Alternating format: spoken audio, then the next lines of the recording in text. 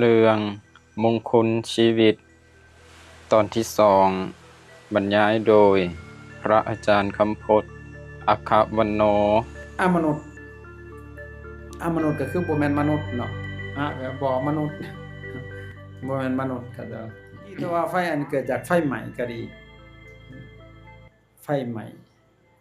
มันก็มอดได้เนาะมันบ่ยากเด้แต่ไฟอันนี้นี่ไฟอันยาเสพติดช่วงมันอุ้ยมันแถววัดมันเสียงมันตีกันจักสิตายสิหยังมันดังไปทั่วเบิดมันเข่งก็จะว่าตีนำเขาอยู่บ่จักมีอยู่บ่มันดังไปทั่วเบิดเลยโอ้ยตายแล้วเด็กๆเดี๋ยวมันเต้นอยู่เบิดมื้อเบิดคืนสามแจ้งพุ่นเทื่อก็ได้เห็นบ่ไฟไหม้ตัวน่ะไฟยาเสพติดไฟการพนันอืม โจรปุ้น10เทื่อมันก็ยังเหลือเฮือน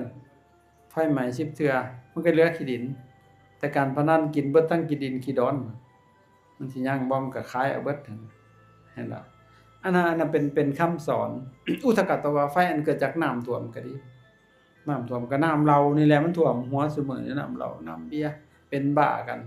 คันสิเฮ็ดบุญเพิ่นเอาเหล้ามาก่อนเอาของเมามาแล้วมันสิบุญจะบ่น่ะมันก็บ่แม่นบุญแหละอันนั้นน่ะเข้าใจบ่อืม มัสสะปานาจะสัญญโมของเมานั้นมีโทษหนักหนาสารพันบ่หันมากินสู่ดวงอมเขี้ยวอันนี้ประเทศบุญเพราะว่าเอาเหล้าเอาเบียร์เพราะว่ามากินดีบ่ดีเพราะว่าใครคำปากเพราะว่าสิได้บัดน่ะ กอกเขาแล้วไหลเลยลิ้นเลยคำเว้าเพิ่นน่ะเว้ามั่วซั่วแล้วก็มันเมาไว้เนาะเห็นบ่คือเฮาเข้าใจผิดเลยเฮาก็มาสูดใส่น้ำแล้วเอาไปฮดหัวกัน มันเป็นมงคลบัดว่าอาตมามันสิเป็นอัปมงคลเจริญเนาะเอามาโหดหัวไปแต่มันไม่หางยาแล้วเนาะนี่หั่นจักมันหางอีหยังแหน่อือเอาเทียนจูดใจคันเอามาโหดหัวบาดนี่มันเป็นมงคลเว้าเอาอีกได้มงคลนั่นก็ได้สีๆๆนำอันนี้เพิ่นว่า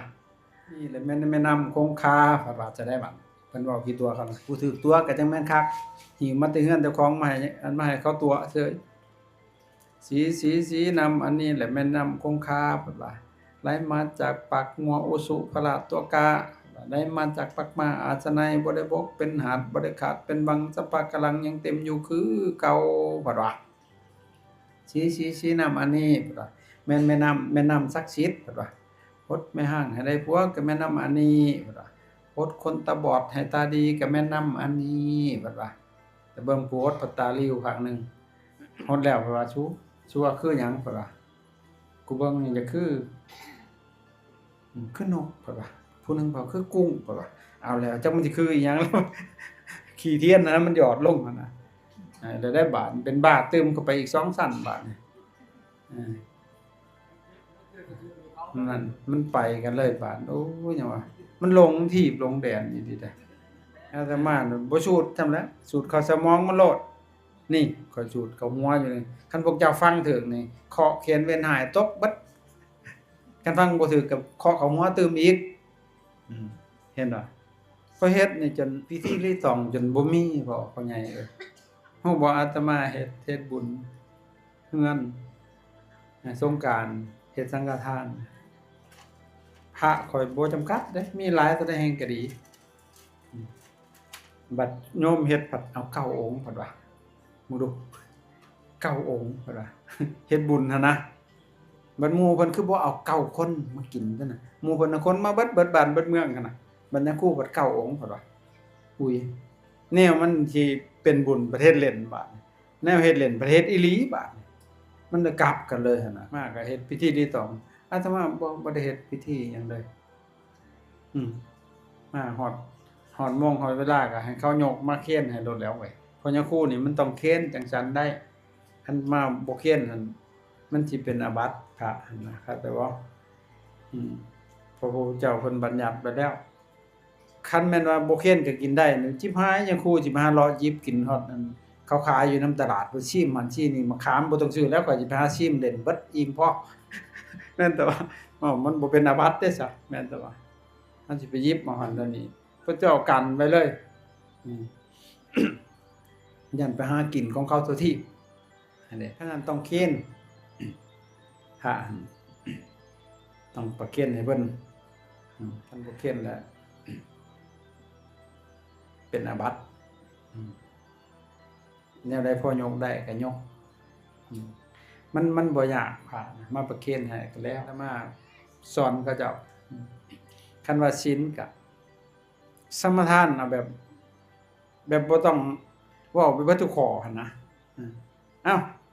ศีลห้ามีหยังแหน่ฮู้อยู่ตัวบ่คือบางอย่างและพาเว้าหั่นพาเว้าเลยสิมีศีลโลดเลยบ่มีคือเก่าคำเว้าซื่อๆไผสิเว้าบ่ได้แม่นแต่ว่านี่เฮาสมทานไปถือเอาใส่ใจนี่อ้าวจากนี้คณะที่ฟังธรรมบัดนี้สิสมทานศีลห้า1ปาณาติบาตจริงๆแล้วศีลห้ามันก็บ่จำเป็นว่าสิสมทานแต่มันมีกับเฮาเป็นนิดเข้าใจบ่คันศีล8ยังว่าเป็นบางครั้งบางคราวเข้าใจบ่ศีล5ก็สิถือบางครั้งบางคราวจะบอกก็มันก็บ่แม่นมนุษย์แล้วอันน่ะ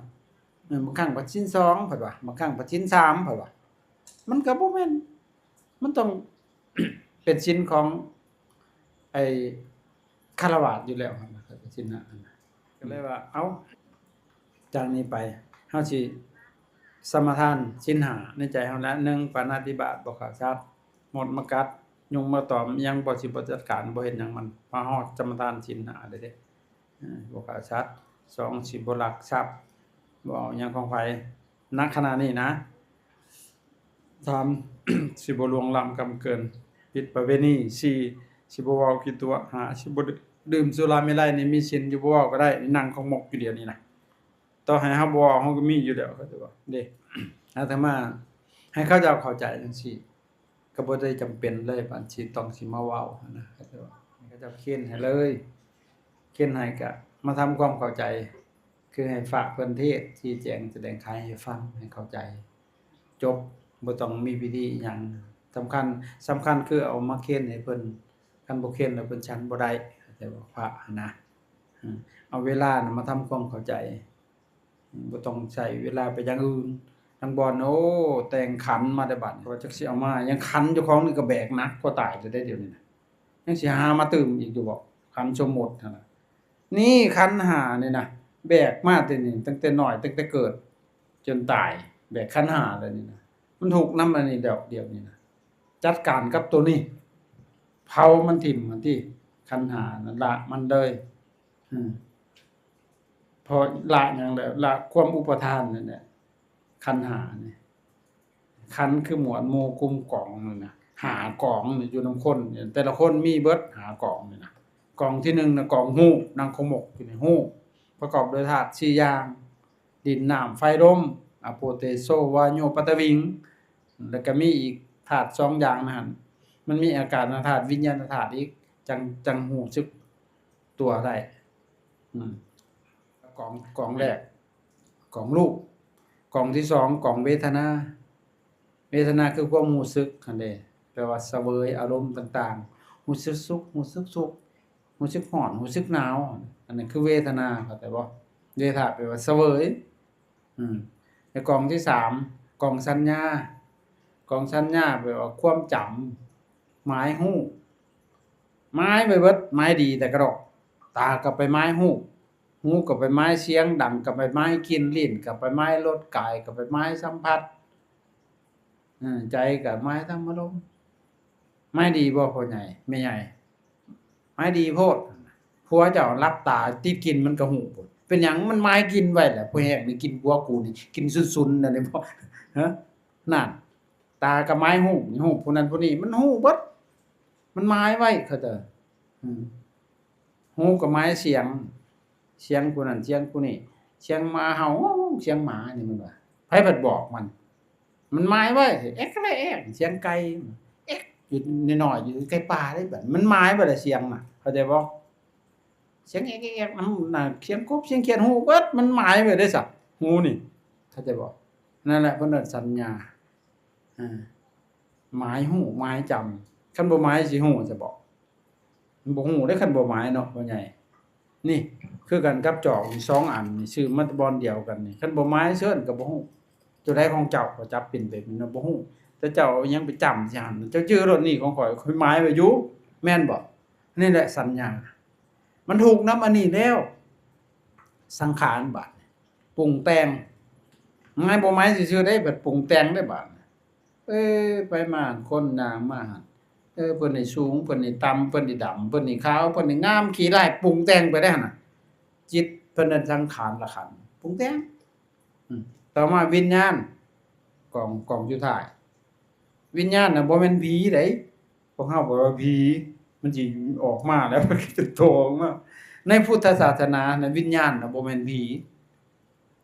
วิแปลว่าแจ้งญาณะแปลว่าฮู้แปลว่าเห็นแจ้งอย่างเช่นตามันก็เห็นแจ้งฮู้หั่นหูได้จ้ะมันก็แจ้งทั้งเสียงได้ยินเสียงหั่นได้ยินน่ะวิญญาณเพิ่นน่ะโสตวิญญาณถ้าตาเห็นรูปจักขุวิญญาณ หูได้ยินเสียงโสตวิญญาณดังได้กินฆานะวิญญาณลิ้นได้รสชิวหาวิญญาณกายได้สัมผัสกายวิญญาณปัจจัยได้จ้ะมโนวิญญาณังธาตุแล้วบัดนี้มโนได้ใจมโนใจมันเป็นภาษาบ้านเฮาเข้าใจบ่อืม มโนมนะมันเป็นภาษาบาลีอันใดเห็นบ่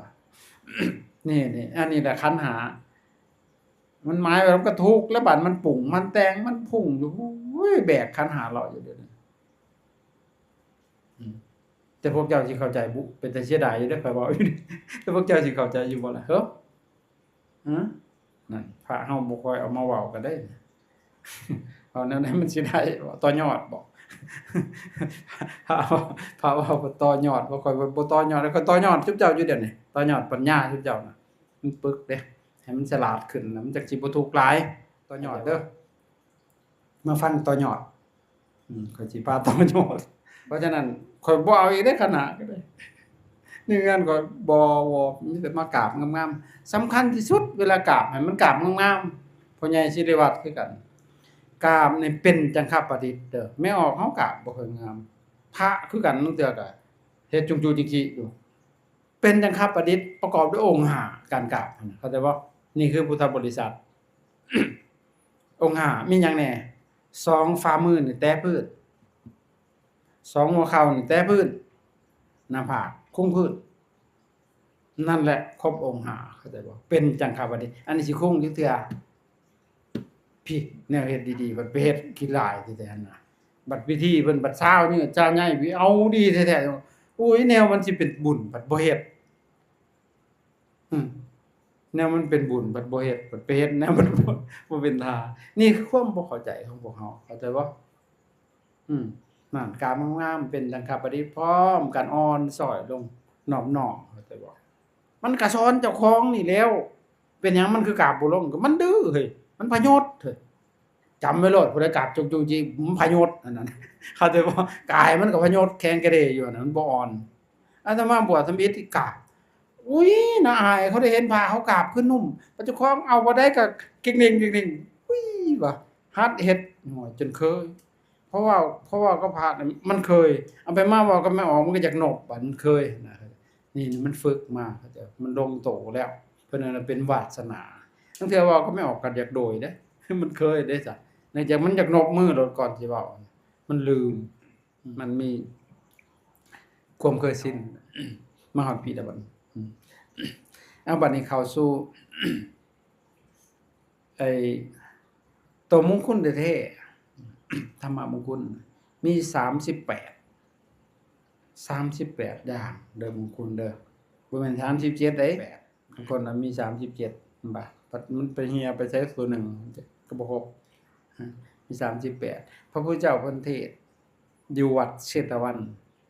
19พรรษาถ้าจำบ่ผิดเพิ่นเทศน์เรื่องมงคลสูตรนี่แหละมงคลเฮาเบิ่งคือว่าต่ำๆจริงๆบ่ต่ำเลยหั่นน่ะ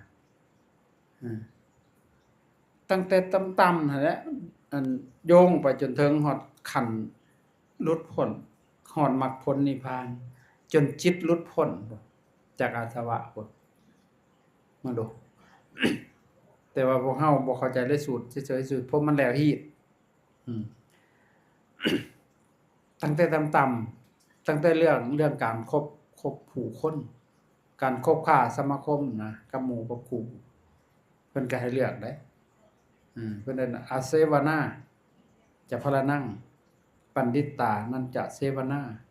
ปูชาจะปูชนียนังเอตมังคารมุตตมัง3ข้อที่1อาเสวนาจะพลนังก็เป็นภาษาบ้านเฮาก็การบ่คบคนพาลทั้งหลายเป็นมงคลอันหนึงแล้วนะคนพาลคือหยังพาลนี่กับอันธพาลนี่ต่างกันนะ เพิ่นว่าคนพาลนี่คือคนอ่อนทางปัญญาคนพาลนั่นน่ะอย่างเช่นเฮาชวนมาฟังธรรมมันก็บ่ได้สนธรรมะนะก็ถือว่าเป็นพาลนั่นแต่ว่ามันไปฟังเพลงมันก็เป็นพาลนั่นน่ะคนบ่ฮู้ประโยชน์โลกนี้เดี๋ยวก็โลกหน้านะว่าไงคนบ่ดีนะปะจัดเป็นพวกพาลคันเฮาบ่คบคนซุมนี้น่ะมันก็เป็นมงคลให้เฮาเด้เป็นเหตุที่นำให้จิตใจเฮามันเจริญขึ้นเนาะคนโบราณเพิ่นสอนกันเนาะคบคนพาลพาลพาไปหาพิษคบบัณฑิตบัณฑิตพาไปหาผลเด้คบลิงให้ห่างศอกคบวอกให้ห่างบ้าคบพาราให้ห่างไก่หมื่นโยชน์แสนโยชน์พาราคือคนพาลพละพะโลกับคนพาลคนอ่อนทางปัญญาอย่าไปใกล้มันเลยนะทีนี้หลังจากบ่คบคนพาลแล้วพันให้คบบัณฑิตบัณฑิตนะคือหยังบัณฑิตานั่นจะเสวนาแปลว่านักปราชญ์เห็นบ่ยังครูเช็คไปเพิ่นเอิ้นบักทิศก็มาจากคำว่าบัณฑิตนั่นแหละมันสิดิตตายยังชุมเมืองทิศแต่งานจันทร์ยังหายเชียงหน่อยสักก็เบื่อ มันทิศกระเทินจานหากนั่นแหละบัณฑิตคือผู้มีธรรมบ่แม่นว่าจบด็อกเตอร์แล้วเป็นบัณฑิตได้ บัณฑิตในทางโลกพุ่นน่ะบัณฑิตสมมุติในการโลกมีธรรมมันน่ะเป็นเอิ้นว่าเป็นบัณฑิตบ่ได้จบหยังบ่เป็นหนังสือจักโตก็เป็นบัณฑิตได้ลองเบิ่งปฏิบัติธรรมจนบรรลุเป็นอริยบุคคลพุ่นมันแรงกว่าแรงกระชุดยอดเข้าใจว่าเป็นคนดีนะคนมีศีลมีธรรมน่ะให้ได้เราเป็นบัณฑิตเข้าใจว่าคนมีธรรมปูชาจะปูชนียนังบูชาบุคคลที่ควรบูชาหรือว่าบูชาสิ่งที่ควรบูชานะเป็นมงคลไอ้บูชานี่เฮาก็บ่เข้าใจเฮาเข้าใจผิดเคลื่อนคาดเคลื่อนนั่นน่ะจริงๆแล้วบ่แม่นบูชาได้ปูชาได้ภาษาบาลีปูชาจะปูชนียนังปูชากับบูชาก็พวกเฮาก็เอาดอกไม้ธูปเทียนเอาหยังมาวางไว้ต่อหน้าเพิ่นเอิ้นว่าสักการะบูชานะจริงๆแล้วปูชาแปลว่าแสดงออกซึ่งความรู้คุณน่ะคันบูชาแบบเฮาบูชานั่นพี่บาก็เฮ็ดได้เนาะพี่บามันก็เก็บดอกไม้เป็นคือกันเด้เนาะแม่นบ่เพราะฉะนั้นแสดงออกซึ่งความรู้คุณเฮารู้คุณพระพุทธเจ้าเฮาเฮ็ดจังได๋เฮาก็เป็นพุทธบริษัทที่ดีหั่นติแม้แต่การทำบุญก็ทำบุญในเขตบุญในพุทธศาสนาบ่เชื่อมงคลตื่นข่าวจังซี่นะนี่คือเคารพฮู้คุณเพิ่นฮู้คุณพ่อคุณแม่ได้เฮ็ดแนวใดซะเป็นลูกที่ดีของเพิ่นเชื่อฟังเพิ่นนั่นเด้บ่เป็นลูกที่บ่ดีหั่นเด้ครับนั่นแหละคือบูชาบ่เอามาใช้ก็ได้ดอกไม้นะปฏิบัติบูชามีค่ากว่านั่น3อันเด้อเป็นมงคลต่อมาอีกอันนี้เรียกครบคนเด้ต่อมาอีกปฏิรูปประเทศสวัสโสปุเพจักตะปุญญตาอัตตสัมมาปณิทิจาบุเพกตะปุญญตาปฏิรูปประเทศสวัสโสคือการเลือกสถานที่อยู่ได้บาดนี่เรียกครบคนแล้วยังบ่แล้วได้เลือกสถานที่อยู่อันสมควรปฏิรูปประเทศเป็นประเทศที่สมควรในที่นี้ ประเทศที่มีพุทธศาสนาเข้าใจบ่คืออย่างประเทศลาวเฮานี่เป็นปฏิรูปประเทศบ่เป็นเพราะหยังเกือบเกือบจะ100%พุ่นเรื่องพุทธศาสนาแม่นแต่ว่าศาสนาอื่นมาแทรกกันแหน่งน้อยหันนะแต่พุทธนี่ถือมาหลายชั่วเส้นคนแล้ว อันนี้ถือว่าเป็นปฏิรูปประเทศแล้ว แม้แต่คณะรัฐบาลก็นับถือพุทธศาสนาสินะอันนี้ถือว่าเป็นปฏิรูปประเทศ แต่ละบ้านแทบจะว่าทุกบ้านน้อยที่ว่าบ่มีพุทธนะแม่นแต่นี่เป็นปฏิรูปประเทศที่สมควรเพิ่นว่ามีพุทธศาสนา จะไปอยู่แม่อิหร่าน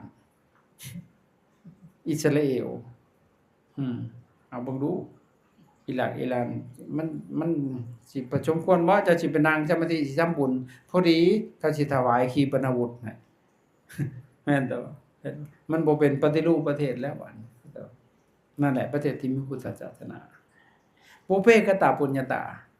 การสั่งสมบุญไว้ในเมื่อก่อนเป็นมงคลคนเฮาเกิดมามันแตกต่างกันบางคนเขาสะดวกสบายเกิดมาพังผ่องพอหยังเขาสั่งสมบุญไว้แต่เมื่อก่อนบ่แม่นแต่คนได้พระนี่คือกันเด้พระอาภัพก็มีอยู่เดียวก็บ่กลมปากก็มีเพราะหยังเพิ่นบ่สั่งสมบุญหลายๆเด้เข้าใจบ่พระบางองค์นี่บ่มีอติเลกละเพราะหยังเพิ่นเป็นพระขี้ที่แต่ชาติก่อนก็ได้เกิดมาชาตินี้ก็ขี้มันบ่มีผู้อยากให้แต่ผู้ใดเพิ่นมักให้เพิ่นสั่งสมไว้บ่อึดนั่นเห็นบ่ปุเพกตปุญญาตาการสั่งสมบุญไว้ในเมื่อก่อนเป็นมงคลที่แน่ๆพวกเฮาก็เคยสั่งสมอยู่ฮอกสร้างหน่อยหันนะเข้าใจบ่มันก็เลยบ่คือคนอื่นเขาบางคนเขาร่ำรวยนี่เขาสั่งสมบารมีทานมาได้รวยเขาให้ทานมาให้ทานบ่เบื่อบ่หน่ายบ่อิ่มในการให้เขาก็มีแล้วเว้ยคือกันกับฝากไว้นั่นแหละแต่ว่าอีตนเห็นคนรวยซุมื้อเลยอีตนได้เอ้าข้อยบ่ได้รวยข้อยเป็นอีตนคนรวยเขาหาเงินบางคนจนบัดสิกินก็ได้ยอมกินนั่นนะแท้เงินน่ะบ่ได้ตายอึดเขากันสิว่าโง่ก็สิผิดเขาเนาะอีตนนั่นน่ะมันฮู้บ่มันสิตายมื้ออื่นมันบ่ได้ใช้ได้เงินซุมนั้นน่ะกองกินปูนซั่นคนอื่นได้เอาไปใช้พวกข้อยนี่เมียนมันโลดข้อยบ่ให้เหลือคันข้อยตายนี่บ่มีเหลือเด้อระวังลูกศิษย์หวังสิได้ใช้เงินข้อยยกเว้นขายศพข้อยบ่เหลือแต่ข้อยใช้ให้เกลี้ยงโลดยังบ่แม่นของเฮาเด้อันยังบ่ได้ใช้แม่นบ่พ่อใหญ่ฮิปเจ้าใช้เด้อเจ้าตายไปหันเขาเอาเบิดเขาญาติกันเบิดโลดแหละอยากกินยังสิซื้อมากินดีๆหั่นน่ะแต่ว่าอย่าไปกินแนวมันเป็นพิษเป็นภัยหั่นน่ะเป็นโทษหั่นน่ะเข้าใจบ่ผู้เฒ่าซุมื้อนี้คือกันแหละลูกหลานเอาศีลให้พับไว้ใหม่ๆบัดเพิ่นใช้อันนั้นคือจังตายนี่โอ้ยข้อยว่าหั่นเอาไปเผามันหั่นแม่ข้อยยังบอกให้ใช้ลูกหลานเอาให้นี่มาใช้คราวเดียวนึงแก้ไว้เลยเด้ผัดใช้อันคือจังตายนี่ใช้น่ะเหม็นกุยอยู่ใช่มันโลดจังน้อยจะตายก็สิได้ใช้ซะบ่แม่นต่อจะสิเอาไว้เฮ็ดหยัง อยากกินดีๆก็กินโลดยังบ่ทันได้ใช้ก็ยังบ่แม่นของเฮาดอกหั่นน่ะเข้าใจบ่ขี้ทีเลยยังบ่พอขี้ทีเฮาเจ้าของพุ่นไปเห็นคนรวยเขาเจ้าว่าต้อง เขาเจ้ารวยเพิ่นก็ยังถูกข์อยู่โอ๊ยข้อยนี่บ่ได้ว่าสิเอาหัวมันได้คันมันถูกข์ปานนั้นเนาะ หั่นมีไว้ทรัพย์สมบัติเพื่อจะให้เรามีความสุขความสะดวกสบายหั่นน่ะกินอยู่สบายอย่าให้อึดๆอยากๆอย่าให้ทุกข์อย่าให้ยากอันนี้ว่าหาไว้ฝากธนาคารยังไว้บักหลายๆบัดเพิ่นตายได้แล้วเพิ่นสิได้ซุมน่ะเพราะยังเป็นทรัพย์ภายนอกอยู่เด้ถ้าเจ้าเอาไปทำเป็นสาธารณประโยชน์นี่มันเป็นทรัพย์ภายในเข้าใจบ่อย่างเช่นเอาไปสร้างโรงเรียนเอาไปสร้างโรงหมอเอาสมมุติบ่เกี่ยวกับวัดซะเอาจังน้อยเพิ่นสิว่าอยากให้มาทานให้วัด ตัวนั้นเป็นทรัพย์ภายในเลยเด้อหั่นน่ะเอาไปเลี้ยงพ่อเอาไปเลี้ยงแม่เลี้ยงบิดามารดาสามีภรรยามันก็เป็นทรัพย์ภายในของเราเข้าใจบ่เฮาได้ให้เอาไปบ่เกิดมาชาติหน้าอีกเฮาก็มีแล้วเว้ยเฮาได้ทำไว้เข้าใจบ่ลูกเขาก็สิเลี้ยงเฮาต่อเฮาบ่เลี้ยงเขาก็บ่เลี้ยงเฮาฆ่าเขาก็ฆ่าเฮาอยู่หั่นแหละจังซั่น นั่นแหละคือการสั่งสมบุญไว้ในเมื่อก่อนเป็นมงคลมันก็เฮ็ดให้เฮานี่ไปสู่ความเจริญได้ข้อยคือสิสั่งสมตัวบวชนี่มาหลายเติบนั่นแหละไปอืมพอบวชมาแล้วมันก็มาของมันดิ่งๆเลยบ่มีผู้สอนมันก็ไปเองของมันเด้ของหนทางมันก็เที่ยวเด้อืมเคยสั่งสมไว้หั่นนะนั่นแหละการสั่งสมบุญไว้ในเมื่อก่อนเป็นมงคลบุพเพกตปุญญาตาอันนั้นน่ะเพราะนั้นสั่งสมเด้อรีบๆซะจังนั้นก็ตายก๊อกไปจักสิไปทางใดแล้วบาดนี้พวกแต่เฮามะเร็งเกร็งคางลงหมอนรกพู้นแหล้วบาดนี้เชิญโลดอยากรวยก็รวยโลดไปรวยอยู่หมอนรกพู้นแหล้วบาดเฮาไปเฮ็ดบาปนำกันเด้คันทำบุญบัดบาปกับบุญไปทำนำกันเอ้าพ่อแม่ตายก็ฆ่างัวฆ่าควายฆ่าเป็ดฆ่าไก่ฆ่าหมูบาปนำกันอีกบาดนี้ไอ้พ่อข้อยตายนี่บ่มีสัตว์ตายนำจักโตเด้เขาบ่ให้ฆ่าเด้ข้อยอืมพวกหนึงบัดมาเฮ้ยยังกูเฮิงบ่ได้สิ่งสิล่มเพิ่นว่าล่มอิหยังก็เลยว่าล่มงัวล่มควายโอ้ยหินนี้ไกลๆก็เลยว่าพอข้อยตายทั้งคนก็จะให้สัตว์ตายนำหมอหนึงเพิ่นนั่นครูเพิ่นว่าขอเงินแหน่สิซื้อเหล้าเอาซื้อมาเฮ็ดหยังกินนี่แหละมันสิบ่แจ้งได้หยังครูมันบ่ได้แจ้งนำเหล้าก็เลยว่านี่แหละเฝ้าศพบ่ต้องเฝ้าดอกศพพ่อกูบ่มีไผลักดอกคือหนีโลดก็เลยว่า ฮอดมื้อเช้าก็ยังโคโลอยู่คือเก่าเด้บ่มีไผมาลักศพได้ล่ะอืมพวกที่เฮาเลยมันหลงถีบกันเบิดบ่ข้อยบ่เอานำด้วยอืมคนอื่นเพิ่นมาโม้คนอื่นเพิ่นคนหนึงเพิ่นมากินบัดญาติจน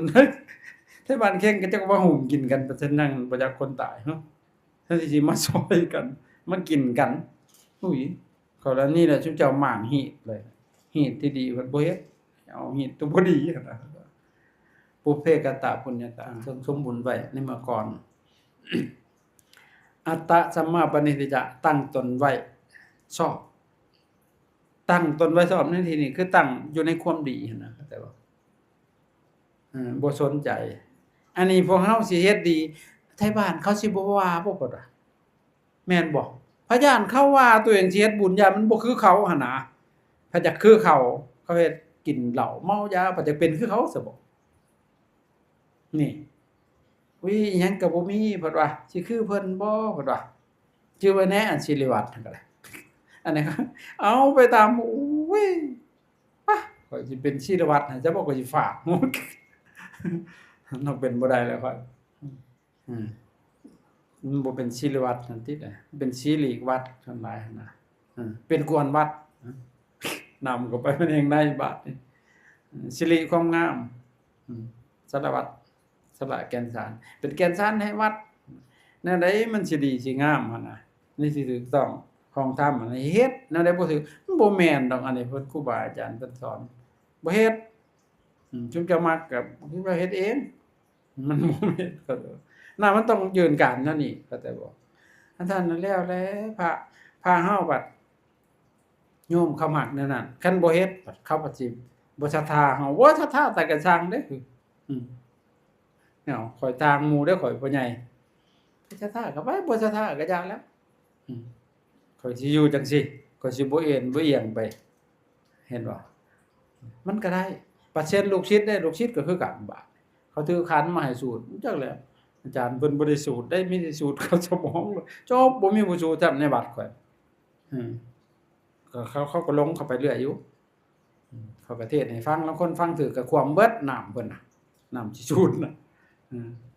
ลางคนก็ฟังบ่ถือก็ว่ามันใหม่ทางดังเครียดหนีตายไปโลดไปก็เสียเงินตืมไปเท่าใดวัดผู้9วัดผู้เพิ่นไปสูตรนั่นน่ะรดน้ำเพิ่นว่าเท่าใดอาตมาก็บ่สูตรใช้แบบพระพุทธเจ้าพระเจ้าเพิ่นบ่ได้อาบน้ำล้างบาปเด้บ่ได้แนวนั้นเพิ่นให้สมาทานศีลนี่แหละล้างบาปเลยบ่มีบาปคันมีศีลย้อนแต่ก็แต่บ่ต้องอาบหัวมันให้มันเปียกบ่ต้องเอามาหดย่อยๆแย่ๆดอกช้าๆศีลนั่นเจ้าเป็นนั่นเป็นนี่ย้อนเจ้าบ่มีศีลหั่นน่ะเห็นบ่จักมงคลแหละหกแล้วเนาะนับเอาพระหุสัจจัญจะสิปัญจเวริโยจะสุขิโตสุภาสิตาจะยังมาจาพหุแปลว่ามากสุตะแปลว่าฟังสดับรับฟังมาหลายๆเป็นมงคลได้หั่นน่ะอย่าขี้เกียจฟังโลดฟังแล้วอย่าเฝ้าเชื่ออย่าปฏิเสธคันปฏิเสธแล้วก็งมงาย คือโง่หั่นแหละ แต่มันบ่โง่ปฏิเสธเลยจักดีบ่ดีของบ่ฟังแม่นบ่บาดนี้พวกหนึงเพิ่นเชื่อโลดอันนั้นก็งมงายอีกหันน่ะโอ้ยเพิ่นเว้าเลยอาจารย์เว้าให้เชื่อโลดอย่าฟ้าวเชื่อที่ข้อยเว้านี่ก็ยังบ่ทันให้เชื่อปีหน้าจังเชื่อก็ได้ฟังแล้วไปส่งไปคิดเข้าใจบ่เพราะปัญญามันสิเกิดขึ้นได้3ทาง1สุตะมัญญปัญญาฟัง2จินตามญญปัญญาคิดพิจารณาอืมสุดท้ายภาวนามัญญปัญญา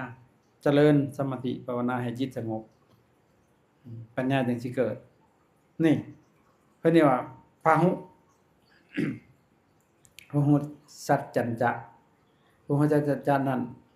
ได้เรียนทำมาหลายแต่จะรับเฮาฟังจะอยู่เรื่อยๆเรียนมาหลายฟังหลายๆ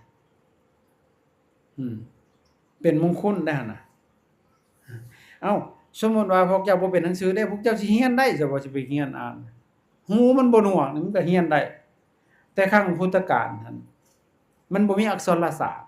เพิ่นก็สอนกันอยู่ใต้ร่มไม้กลางพื้นแผ่นดินนั่งพุทธบริษัทนั่งอยู่ร่มไม้เด้ผู้เจ้าเพิ่นสอนเพิ่นเทศน์หูบ่หนวกเด้มันก็ฮู้เรื่องเลยเนาะมันก็ฟังฟังแล้วก็ไปคิดไปไต่ตองกับสิ่งที่เราเคยทำมาเปรียบเทียบกัน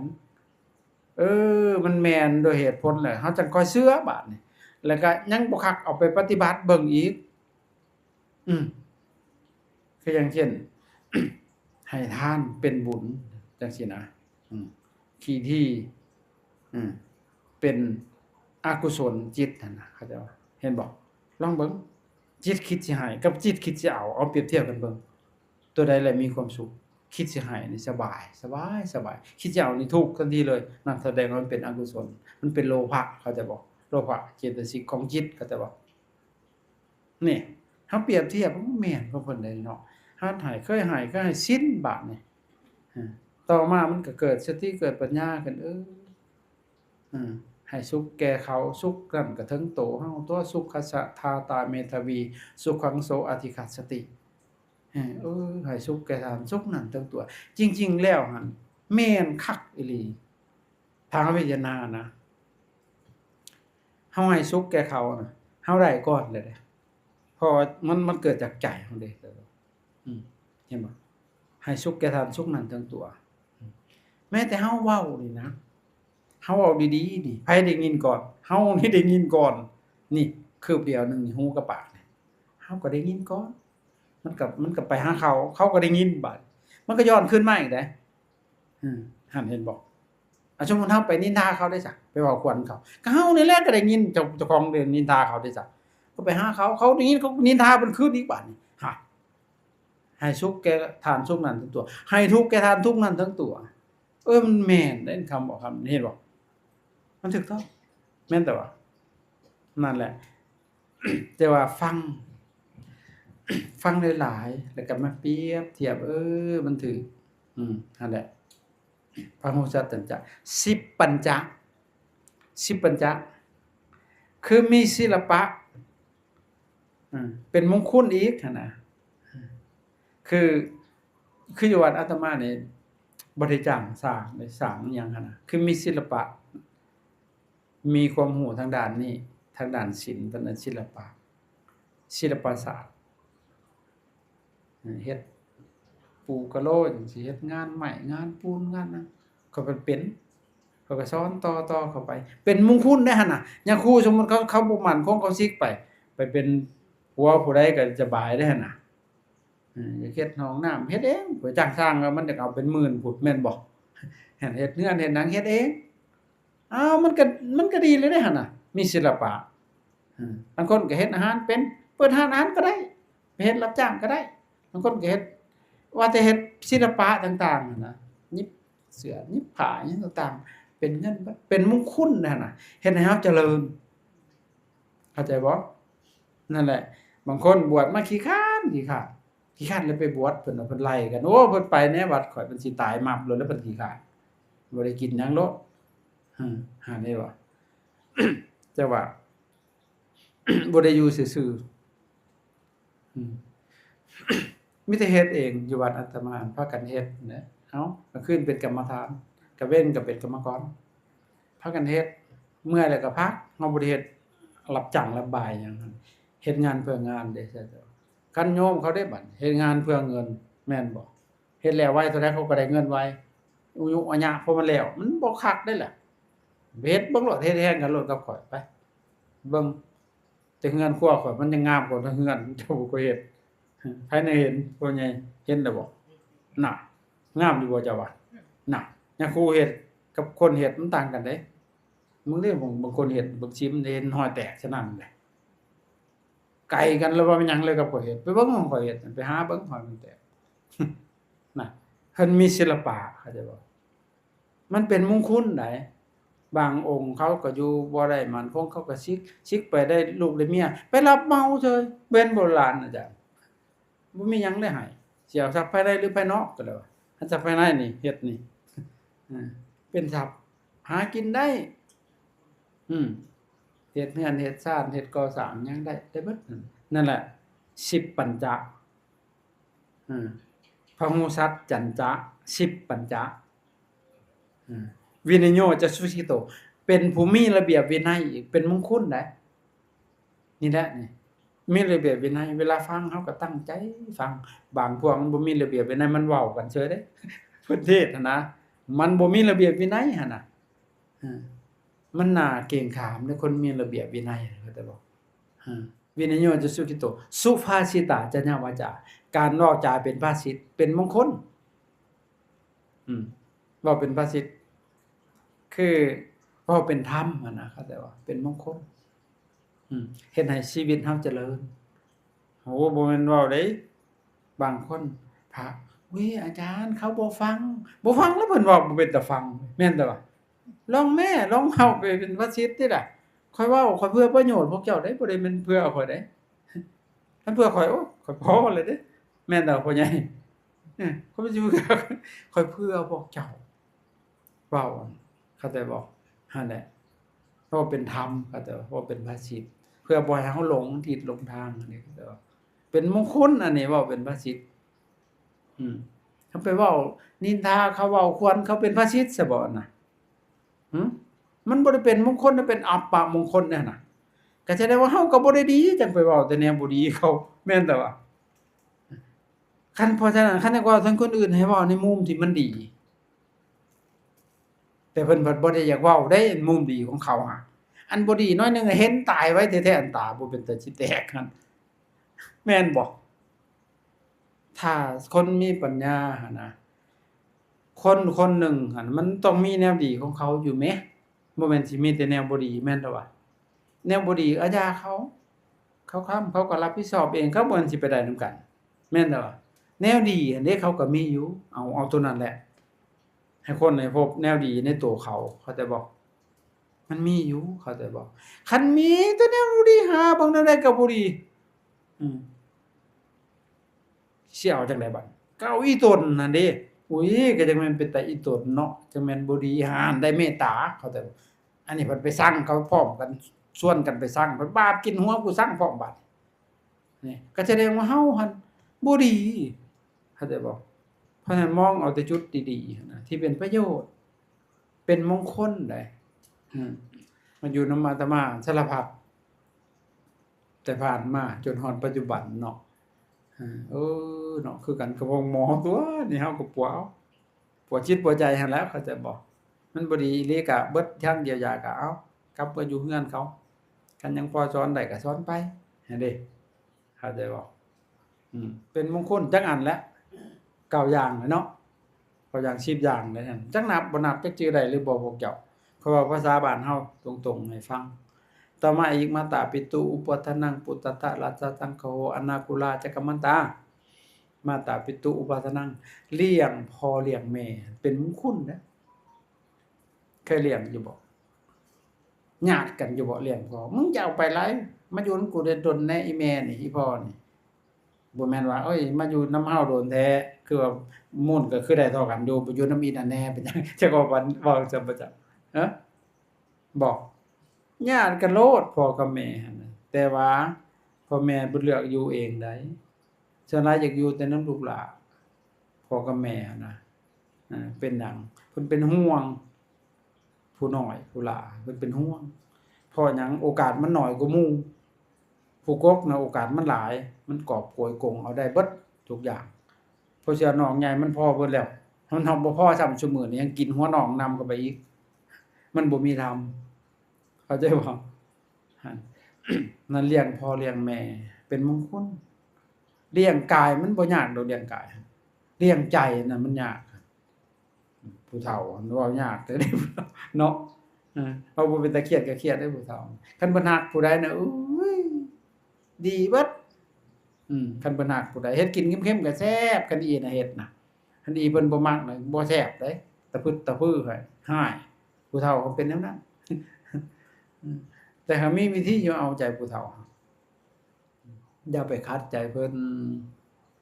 ให้มันเว้าโลดเว้าหยังก็ได้อันนี้เพิ่นเว้าน้อยหนึงก็หายแหละนั่นแหละอันบาปสิกินหัวอยู่เพิ่นบัดชุมเจ้ายังน้อยหันเด้จ้ะให้เพิ่นยังบ่ได้หายชุมเจ้าแม่นอยู่บ่ฮะแต่ว่าก็ยัวแม่นแต่ว่าบัดนี้แม่เว้าน้อยหนึงก็หาย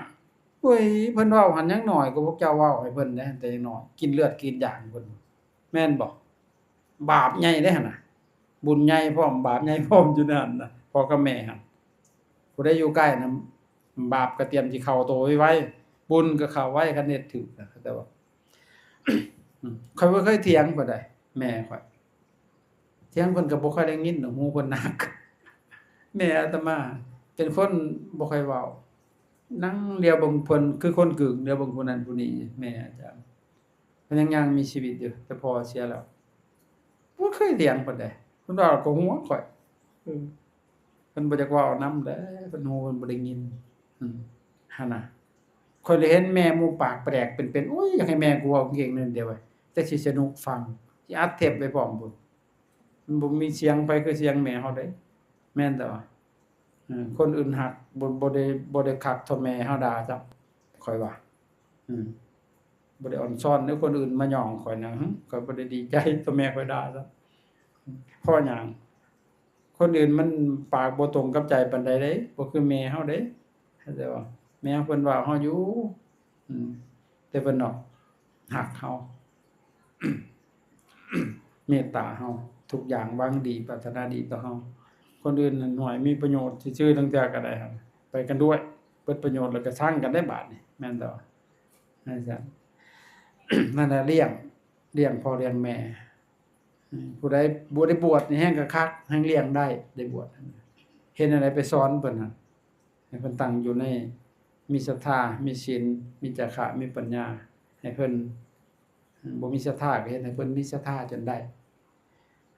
เพิ่นบ่มีศีลก็ให้เพิ่นรักษาศีลบ่เคยให้ทานก็ไปยั่วเพิ่นให้ทานบ่มีปัญญาก็เทศน์ให้เพิ่นฟังให้เพิ่นเข้าใจนั่นแหละเลี้ยงใจเพิ่นเข้าใจบ่อันนี้โอ้ยพ่อแม่เว้าน้อยหนึงก็ศูนย์แหละมีแต่ขี้บาปใหญ่แหละซุมื้อนี้ก็เคยหายแม่อยู่บ่จักฮะบ่อย่าว่าได้มีแม่คือกันพวกเจ้านี่ก็เฒ่าๆซุมื้อนี้ก็มีแม่มาก่อนนั่นต่อเห็นบ่ถ้านั้นเอาใจเพิ่นมักหยังก็เฮ็ดให้เพิ่นให้คิดว่าโอ้แต่กูยังน้อยกูแฮงสิโหดกว่าเลานี้คิดแนวนี้โลดจบก็คิดนั่นน่ะพุทธทาสรัตนสังฆโห อนุเคราะห์บุตรอนุเคราะห์ภรรยาลูกเฮาก็อนุเคราะห์เขาด้วยธรรมนี่แหละเขาจะสอนเขาสอนหลายเฮา ซุมื้อนี้เลี้ยงลูก แบบเอาแต่ใจอะนะปล่อยตามใจว่าแต่มันบ่ให้แล้วพอ นึกได้หยังจัดให้เลยเพราะแต่มันบ่ให้ว่าซั่นต่อไปนั่นแหละตามใจตามใจตลอดได้ใจตั้งแต่อกแต่ออกตั้งแต่น้อยได้คืบสิเอาศอกได้ศอกสิเอาว่าแล้วบัดนี้สอนบ่ได้เลยบัดนี้ เห็นน่ะใหญ่มาแล้วก็บ่ค่อยดีคนโบราณเพิ่นเว้าคักเด้มีหักงัวให้ผูกหักลูกให้ตีได้แม่อาตมาแสเราเฮ็ดเลยผิดเฮ็ดผิดมันแสเราตอกโลดเห็นบ่บ่ได้เอาใจเจ้าจักดิยุคก่อนมันอึดมันอยากขอเงินเราแล้วมันสิให้แม่นกอกแล้วดึกหัวหั่นติ ทั้งที่เงินเฮาไปฝากไว้ขอไปบุญแหน่2กีบให้กีบเดียวตะกี้เงินกีบหนึ่งเงินโอ้เล่นบุญเบิดคืนบ่เบิดได้หั่นน่ะซื้อน้ำมะขามอะ มะขามแห้งแต่สมัยก่อนเนาะพ่อใหญ่เขาขายในมะขามเด้เออปิ้งไก่ตำบักหุ่งโอ้ยซื้อกีบหนึงกินจนสิฮาดพู้นแหล้วแม่นแต่ว่าปิ้งไก่กับปิ้งละกีบบัดดักๆมามันสิมื้อ2ปิ้งต่อกีบบาทนี่ขายเลย ตำบักหุ่งคือกันเห็นดอกขอเงินเพิ่นโอ้ยเพิ่นบ่ให้อืมขี้ดีแท้ๆว่ามันกอกแล้วใส่หัวเห็นบ่เพิ่นสอนนั่นน่ะสอนให้ไปเป็นตับเป็นบีเพิ่นว่าอืมห่วยหมอน้องชายว่าเฮาบ่มีบีบ่มันว่า ให้เป็นคนนั่นแหละก็จะให้เป็นคนหูผู้ดีหั่นนะบ่ให้ขี้รักมักชกบ่ให้เป็นคนอันธพาลอิหยังต่างๆเป็นคนดีเพิ่นสอนเด้เพราะภรรยาจริงๆแล้วผัวเมียก็มีธรรมต่อกันอย่างละห้าเด้อผัวให้ห้าโยมให้ห้าเมียให้ห้าเมียก็ให้ธรรมของเมียก็มีห้าข้อธรรมของผัวก็มีห้าข้อมีธรรมประพฤติต่อกันนะหาจังไดธรรมของเมียก็1ให้เจ้าเฮ็ดเรียบร้อยจัดแจงการงานอืมข้อ2นั้นคอยถนอมวงวานพอพันพอแก้วข้อ3นั้นเอาใจหมั่นนำผัวเท่าซัวข้อ4นั้นทรัพย์ที่ผัวมอบให้ถนอมไว้เป็นอย่างดีข้อ5นั้นให้เจ้ามีความเพียรต่องานทั้งค่ายอันธรรมของเมียกินข้าวตะกี้โอ้ยคันผัวบ่กินสิได้กินบ่เนาะยามกินข้าวให้ผัวแพงกินก่อนว่าจนมันเหลือแต่กากเมียเจ้าจังค่อยกินซุมื้อนี้ยามกินข้าวให้เมียแพงกินก่อนให้มันเหลือแต่กากผัวเจ้าจังค่อยกินผัวมาเมื่อยๆกินข้าวกับหยังเอ้ยหาอยู่ในตู้เย็นอยากสแตกหาเอาโลดเพราะว่านั่งเล่นโทรศัพท์เฉย มันเมียซุมื้อจังได๋ล่ะบาดก็ผิดกันแหละเนาะผัวก็ไปหาเลี้ยงพู้นฮอดตลาดดงหยังไปหยังมา มันคักบ่บาดนี้มันเป็นจั่งกินข้าวห่วงผ้าเป็นแดงเป็นง่ายหั่นน่ะซุมื้อนี้โอ้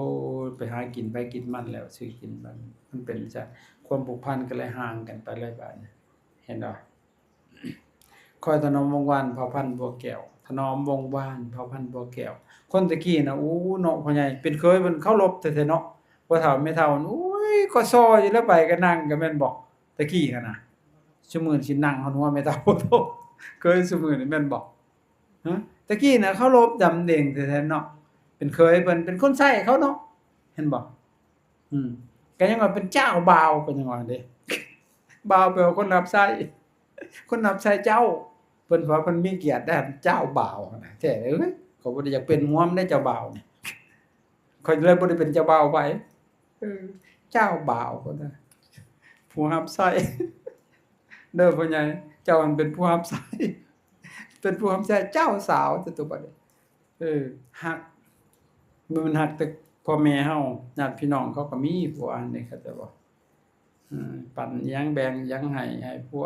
ให้พ่อให้แม่ก็ให้ปู่ให้ย่าให้เอื้อยให้น้องให้เอาให้อาให้เสมอกันปันกันได้เสมอเดียวกำเกิงอย่าสุนัขปึงปุ่นอย่าสุเบาครั้งนี้เวทหายบาปสิกินมันเป็นอยู่บ่ซุมื้อนี้เชิญพี่น้องเพิ่นมาเนี่ยเว้ยมาเตินใจบัดพี่น้องทั้งผัวมาเห็นหน้าบูดอึ้งตึ้งคือหมอบ่ต่างนี่แนั่นน่ะก็มีมันก็บ่ดีแหละแม่นต่อมันก็บ่มีธรรมเด้ฮักเสมอกันคันเฮายอมรับบ่สิฮักแต่ผัวเฮามันบ่ได้เกิดในโกฎใหม่เด้มันก็มีพ่อมีแม่แม่นแต่ว่าหาเด้เฮาก็ต้องยอมรับตระกูลรุ่นศาสตร์เขาได้เฮาพอซอยหยังได้ก็ซอยอันนี้เกื้อกูลนั่นน่ะอืม ทรัพย์ที่ผัวมอบให้ถนอมไว้เป็นอย่างดีผัวหาทรัพย์มาเนี่ยไปเลี้ยงผู้บ่าวก็มีได้ซุมื้อนี้สารพัดเลยเอาไปเล่นไพ่ยันหมู่ขาดขาก็มีเห็นบ่ให้จะมีความเพียรต่องานตั้งค่าย อืม เอาใจหมั่นนำผัวเท่าซัวทรัพย์ที่มอบให้ผัวมอบให้ถนอมไว้เป็นอย่างดีชื่อตรงตัวลูกตัวผัวอืมแล้วก็มีความอดทนทุกสิ่งทุกอย่างอันนี้ธรรมของเมียธรรมของผัวก็คือกันมีหาคือกันมีหยังแหน่ผัวก็ให้ยกย่องถือว่าเป็นเมียย่องแล้วเว้ยคือย่องคือตอนมักใหม่ๆหั่นนะพ่อใหญ่ ตอนมักกันใหม่ๆย่องเนาะเดี๋ยวบางอ้วนบ่แม่นหยังก็โอ๊ยเพิ่นว่าอวบเพิ่น น่าฮักเพิ่นว่าจะได้บาดนี่ อือเตี้ยๆแอดแตดอยู่เพราะว่าตัวเล็กเพิ่นว่าบัดซั่งกันเพิ่นอีเตี้ยเพิ่นว่าอือย่องหั้นตัวงาม นั่นตั่วอือรู้จักย่องมีแต่เฮ็ดอยู่เฮ็ดกินย่องเอามันสิตีเข้มตายเถอะบ้าตะกี้มันคือบ่ตีมันก็ว่ามันอยากหายเนาะคันมันเข้มก็ว่ามันนัวแก่อือถ้าลดลงนิดหน่อยคักเป๊ะเลยก็สิ ก็รู้จักแล้วว่าเนาะอืม อย่าทำแนวขวางดวงใจแม่เจ้าแนวใดแนวขวางนอกอกนอกใจแนวขวางอย่าได้หาคำเว้าดูแค้นดูหมิ่นลางคนผู้ชายนี่ก็บ่ได้เป็นตาสิแตกปานใดดูถูกตระกูลเมียเจ้าของตอนเพิ่นฮักกันเพิ่นรับได้เขาถูกกลัวเด้บัดเพิ่นสร้างกันเบิดโพรโมชันบัดเอ้ยพวกเสื้อขี้ทุกข์ขี้ยากเพิ่นว่าได้ก็มีเด้ อาตมายังเคยได้ยินเลยหั่นน่ะหั่นแหละอย่าหาคำเว้าดูแค้นดูหมิ่นมอบความเป็นใหญ่ให้แม่เจ้าครอบครองให้เมียเป็นใหญ่ในครอบครัวของอาจารย์ เข้าใจบ่หาเงินมาให้เมียเก็บคันผัวเก็บนะโอ้ยไปพ้อผู้สาวน้อยมึงเอ้ยบาดนี่เบิดโลดแล้วเงินเพิ่นบ่ได้หยังอ้ายจ่ายโลดแล้วหั่นจักหน่อยก็ไปจ้างเรือต่างชาติให้เขาหรือซื้อรถล้างยาพนาให้ชิบหายเบิดไปบ่หั่นแหละหาของแต่งกายให้ตามใจเมียที่ชอบซื้อของแต่งกายให้ตามใจเมียที่ชอบเป็นมงคลนั่นอืมเห็นบ่ มันน้อยหนึ่งของมีค่าทางใจได้ของผัวเอาให้มันจะเป็นที่ระลึกอันเด้ก็จะบอกเสื้อเครื่องแต่งกายหยังต่างๆบางคนบ่เคยซื้อให้เมียเลยชิ้นตัวนี้พื้นหนึงยังบ่เคยซื้อให้ก็บ่ได้เรื่องเลยเนาะก็ให้แต่งแหน่บางคนก็แต่งงานมาแล้วก็บ่แต่งโตเลยโอ้ยมันก็คือแห้งดูลูกนี่เนาะบ่เป็นตาเบิ่งเด้ให้สะอาดสะอ้างได้บ่อืมพุทธทาสอาจารย์เขาบอกอนาคูลาจะกัมมันตา ทำงานบ่ข้างคาเฮ็ดแนวใดทำงานบ่อากูลเฮ็ดหยังก็เฮ็ดให้มันแล้วอย่าปาให้อ้อยๆแยบ่แล้วจักเทื่อนะบ่เป็นเรื่องบ่เป็นมงคลได้บ่ต่อมาอีกเอามันจักอย่างน่ะบักหลายๆเลยบ่จื้อครับอาต่อมาอีกการให้ทานนี่เป็นมงคล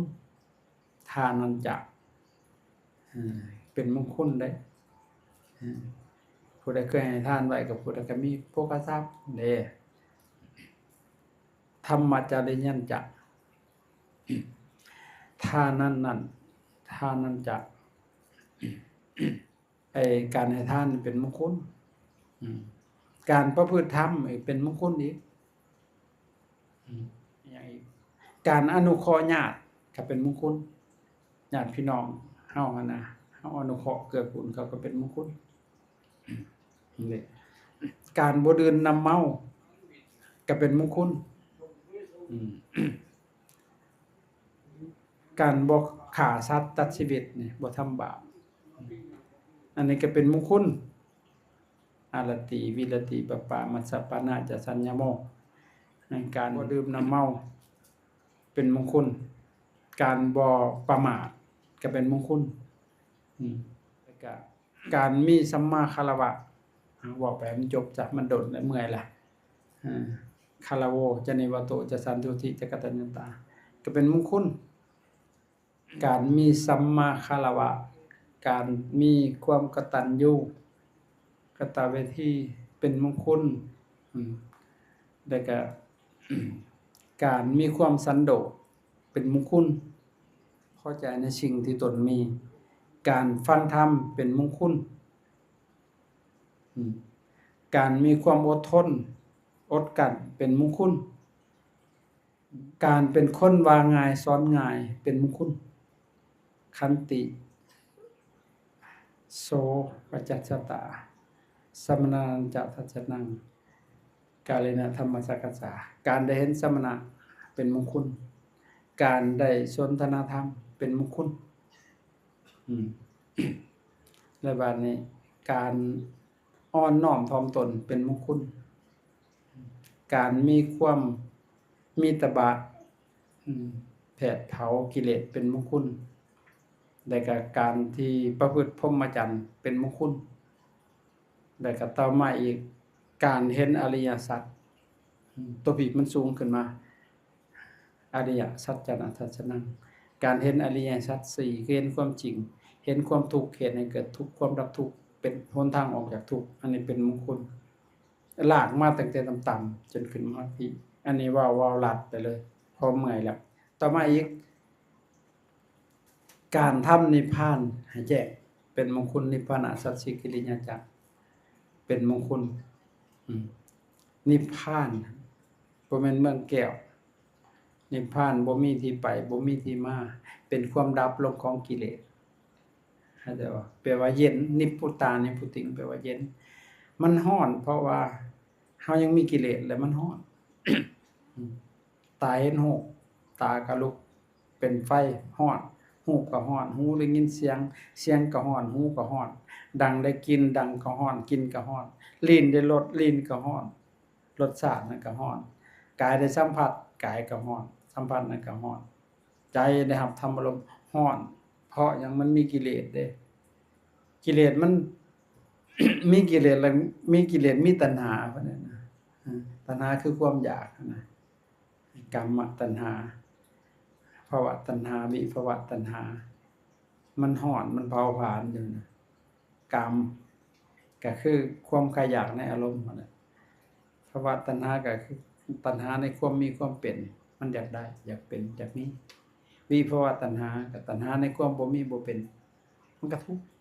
นี่แหละมันเผาลนเฮาอยู่เฮาก็เลยร้อนหูได้ยินเสียงก็ร้อนวึ่นอยากร้ายมันแต่ก็พอใจมันแต่ก็บ่พอใจนะเพราะหยังเพราะกิเลสถ้ามาฮอดตัวนี้แล้วฮู้ความจริงซุมนี้น่ะจิตเฮาบ่ไปเกี่ยวข้องบ่ไปยึดนั่นน่ะมันก็บ่ทุกข์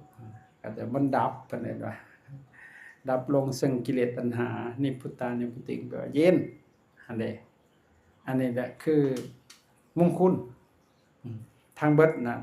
38ประการอันนี้เป็นธรรมะมงคลล้วนๆที่บอกให้มาแต่ถ้าเฮาฟังถูกนำเอาไปประพฤติปฏิบัติเกิดมงคลขึ้นแก่จิตแก่ใจเฮาข้ามล่วงได้อันพิธีต่างๆบ่ยุกบ่ยิกขนาดแม้แต่เฮ็ดบุญก็เฮ็ดแบบคนมีปัญญาแบบสัตตบุรุษบ่เอาแล้วอุยุอัญญะหั่นเลือกเพศเฮ็ดแนวมันง่ายสะดวกสบายแล้วก็เป็นประโยชน์อีกด้วยเข้าใจบ่อันนี้แหละเป็นมงคลแบบนำพาเฮาไปสู่ความเจริญเป็นนั้นคือบ่เจริญได้ผ่านมาเฮาเฮ็ดบ่ถูกได้สิเฮ็ดอุยุอัญญะอยู่คันเฮ็ดบุญก็เฮ็ดบาปไปนำบาปหลายกว่าบุญซ้ำบาดเฮ็ดบุญบักใหญ่ก็เฮ็ดบาปบักใหญ่ไปนำกันเลยบาดนี่โยบุญมันก็บ่พอค่าบาปซั่นแหละบาดนี้เอาส่ำนี้แหละพอมาก็สมควรแก่เวลาเนาะสุดท้ายก็ขออำนวยอวยพรให้พวกเราทั้งหลายจงมีแต่ความสุขความเจริญหายทุกข์หายโศกหายโรคหายภัยหายเคราะห์เด้อเสียเคราะห์ให้เลยมื้อนี้ให้มันตกจักฟังถูกแล้วนำเอาไปเฮ็ดเอาก็ขออำนาจบุญกุศลส่วนนี้จงได้มาหลอมรวมกันเป็นตบะเป็นเดชะเป็นพลปัจจัยเอื้ออำนวยหนุนส่งให้พวกท่านทั้งหลายจงได้ประสบพบผ่านแต่สิ่งที่ดีๆงามๆในชีวิตของตนให้เจริญไปด้วยสักยศไมตรีจิตมิตรภาพความรักความแพงความรักความอบอุ่นในครอบครัวในงานสร้างทางสายงานและสังคมให้เจริญไปด้วยอริยสัจภายในจิตใจเจริญโดยศรัทธาเจริญโดยศีลเจริญโดยสุตตะเจริญโดยจาคะเจริญโดยปัญญาอริยญาณธรรมนำตนให้พ้นไปจากกองทุกข์ในวัฏสงสารถึงสุขอันไพบูรณ์กล่าวคือมรรคผลพระนิพพานโดยทุกกันทุกท่านทุกคน